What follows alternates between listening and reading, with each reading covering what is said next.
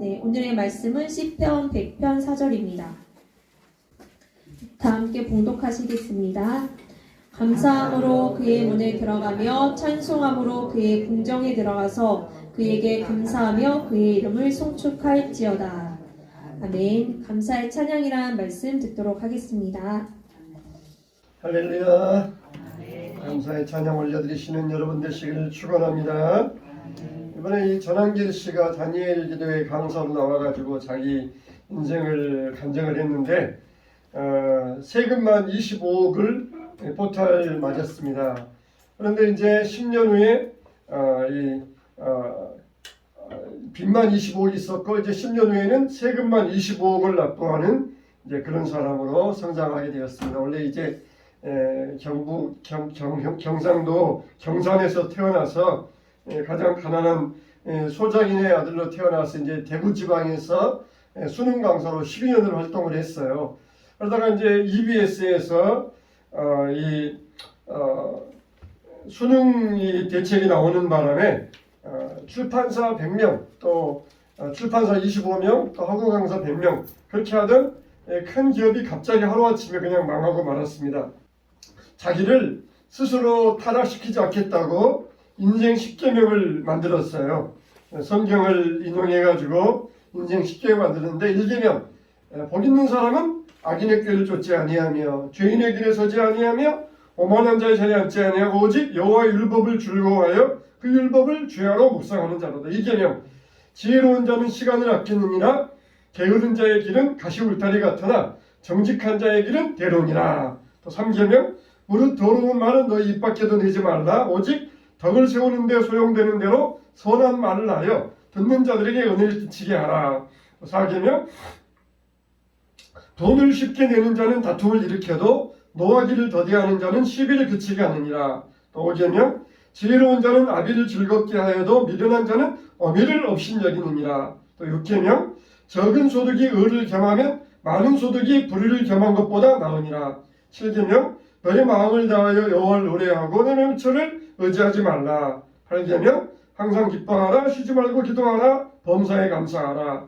9계명 사랑으로 가르치라. 사랑이 없으면 소리나는 꽹과리에 불과하니라. 10계명 대장부는 소인배와 논하거나 싸우지 않는다. 나는 나의 여호와로 인하여 기뻐하며 오늘 하루도 다른 사람의 행복을 위해서 무엇을 할 것인가를 생각한다. 이렇게 스스로 인생의 10계명을 만들어가지고 자기를 타락시키지 않겠다. 그렇게 결심을 했다고 해요. 그래서 빚만 25억이 남았는데 얼마나 그 빚독촉이 심하겠습니까. 그래서 주소지를 옮겨놓고 또 아내와 자식들이 힘들어할까봐 그런 와중에도 10년간 빚을 갚아갔어요. 그리고 아파트를 마련해서 어머니 앞에서 처자식들에게 그 이야기를 이야기할 때 온 가족이 깜짝 놀랐다고 합니다. 정말 이게 이 땅에 있는 부모들의 마음이 아니겠습니까? 10년간 빚을 갚아 나갈 때 모든 경제는 아내가 감당했다 그래요. 그래서 그 와중에서도 남편을 존중했고 밖에 나가서도 친구들 모임에서도 남편을 존중하는 그런 말을 했다는 것입니다. 요즘 같으면 그냥 이 돈 문제 생기면은 이혼하기 바쁜데 끝까지 아내는 버텨주었고 그것 때문에 힘든 과정을 다 지키고 가정을 지킬 수 있었다. 그렇게 간증을 하고 있었습니다. 여러분 우리가 참 지내놓고 나면은 참 다 추억이고 그냥 지나간 이야기지만은 그 당시에는 이게 얼마나 우리에게는 큰 문제이겠습니까? 그러나 정말 하나님 말씀을 가지고 10계명을 세워놓고 내 스스로를 타락시키지 않겠다. 내 인생을 어이없게 끝내지 않겠다. 바로 이 말씀의 힘이에요. 말씀으로 10가지 계명을 만들어 놓고 거기 하나하나에 적용하면서 그 말씀대로 살아갈 때 이 많은 빚을 헤쳐나올 수 있었고 큰 은혜와 성공을 맛볼 수 있었던 것입니다. 우리가 이 추수감사절은 미국의 1621년에 미국의 청교도들이 미국의 아메리카 대륙에 도착하여서 첫 수확을 하나님께 드림으로 이 추수감사절이 시작이 되었습니다.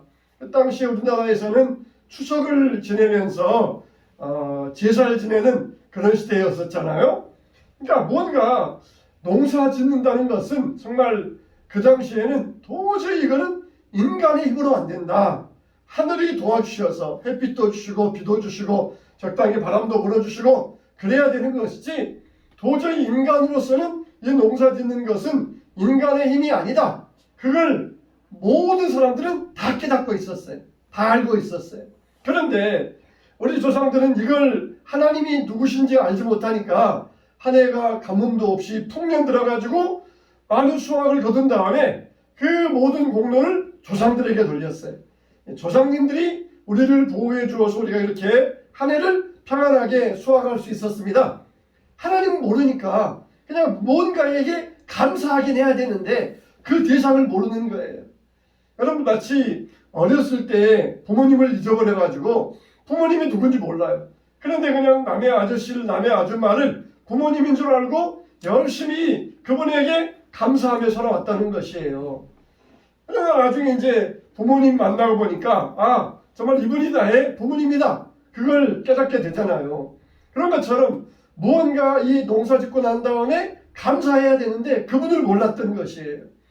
그러나 정말 우리가 하나님의 말씀을 받고 예수님을 통하여서 하나님의 자녀가 된 다음에 우리의 인생의 주인이 누구냐, 정말 이 한 해에 마친 다음에 농사를 잘 되게 하신 분이 누구냐, 이걸 우리가 깨닫고 올바로 하나님께 감사드리게 된다는 것은 얼마나 큰 축복 중에 축복입니까? 아직도 우리가 감사의 대상을 알지 못하고 살아가는 사람들이 있어요. 우리 역시 거기에서 무슨 차이가 납니까? 그냥 좋은 일이 생기면은 다 자기 탓인 줄 알고, 안 좋은 일이 생기면은 하나님 원망하고, 하나님 내가 그래도 열심히 신앙생활하고 기도도 하고 교회 열심히 다녔는데 왜 나에게 이렇게 어려운 일이 생기게 하십니까? 그러면서 하나님 원망하고, 이것도 역시 아직 하나님을 나의 주인으로 모시고 살지 못하는 사람들의 모습이 돼. 우리는 이래서는 안 됩니다. 항상 모든 일에 감사하고 하나님 말씀에 우리의 신앙의 뿌리가 내린다 그러면은 우리는 정말 어떤 환경 가운데서도 넘어질 일이 없게 되는 것이에요. 그래서 오늘 다시 한번 이 추수감사절 맞이하면서 이 추수감사절에 우리가 같이 감사에 대한 성경 구절을 같이 한번 나눠보려고 그래요. 8가지 말씀의 제목 말씀인데, 먼저 우리가 오늘 읽었던 시편 100편 4절 말씀인데 제가 읽어드릴게요. 감사함으로 그의 문에 들어가며 찬송함으로 그의 궁정에 들어가서 그에게 감사하며 그의 이름을 송축할지어다. 이제 감사의 찬양의 말씀 우리가 아까 읽었으니까 아마 여러분 이 말씀을 한번 머릿속으로 생각해 보세요. 자, 이거는 하나님의 드리는 감사와 찬양의 마음인 것이에요. 그래서 추수감사절 때에는 이 감사의 찬양을 드리면서 하나님께 예배를 드리는 날로 하나님께 나아가는 법을 가르쳐 주시는 귀한 말씀입니다. 감사함으로 그의 문에 들어가며 찬송함으로 그의 궁정에 들어가서 그에게 감사하며 그의 이름을 송축할지어다 그랬어요. 두 번째로 데살로니가서 5장 18절 말씀, 자 읽어보겠습니다. 시작. 범사에 감사하라. 이것이 그리스도 예수 안에서 너희를 향하신 하나님의 뜻입니다. 할렐루야. 그러니까 모든 일에 있어서, 범사에 있어서 좋은 일이든 어려운 일이든 막론하고 감사하라. 이 말씀을 우리에게 교훈으로 주고 있습니다. 그래서 우리가 추수감사절에 매 순간 감사의 이유를 찾을 수 있어야 돼요. 하나님께서 주시는 평안을 되새기며 기도하는 시간을 가질 수 있어야 됩니다. 세 번째로는 시편 136편 1절 말씀, 시작. 여호와께 감사하라. 그는 선하시며 그 인자하심이 영원하미로다. 하나님이 영원하시다. 이 말은 무슨 말입니까? 하나님은 변함이 없으시다는 거예요. 변함이 없으시다. 하나님은 변함없이 인자하심과 선하신 분이시다. 참 하나님께서 이 베풀어 주시는 영원한 사랑을 기억하면서 감사하는 마음을 가져라고, 그러니까 우리가 이 말씀 우리를 도와주고 있는 것이에요. 추수감사절은 모든 것에 감사를 드리는 날입니다. 그 다음에 고린도후서 9장 11절 시작. 너희가 모든 일에 넉넉하여 너그럽게 영보를 하면 그들이 우리로 말미암아 하나님께 감사하게 하는 것이라. 예, 이거는 이 나눌 때 풍성한 더 감사를 느끼게 된다는 것입니다. 그래서 하나님께서 풍성하게 주신 은혜를 이웃과 나누면서 감사의 마음을 가져라. 이렇게 우리에게 말씀해 주고 있어요.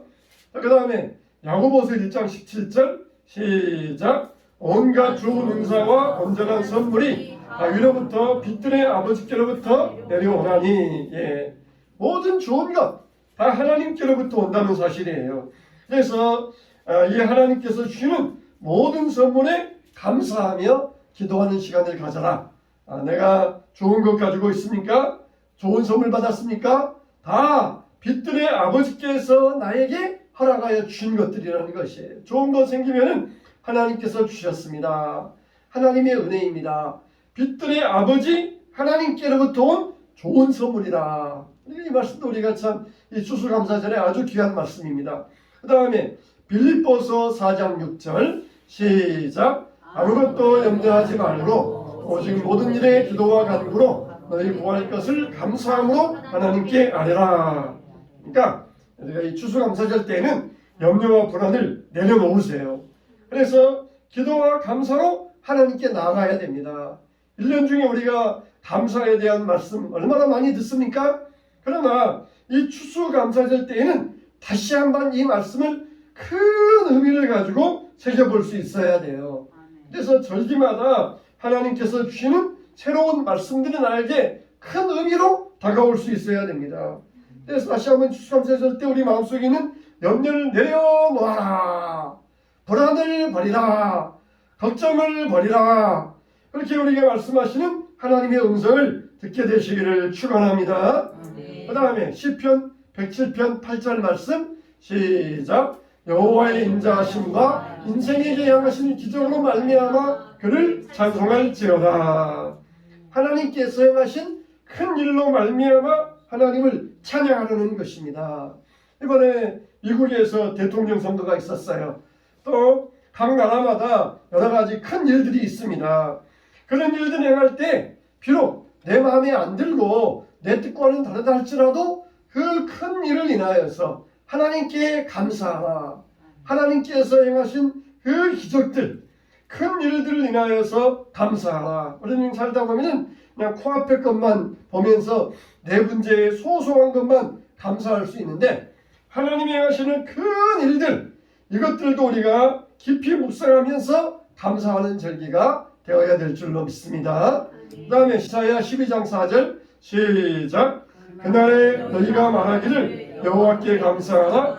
그의 이름을 부르며 그의 행하심을 만국 중에 선포하며 그의 이름이 높다 하라.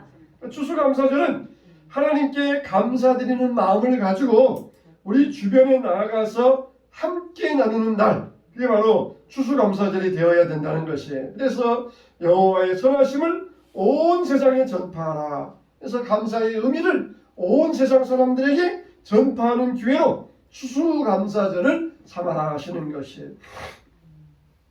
그러면서 우리가 이 몇 가지 실천의 방법들이 있는데, 첫째는 뭐냐?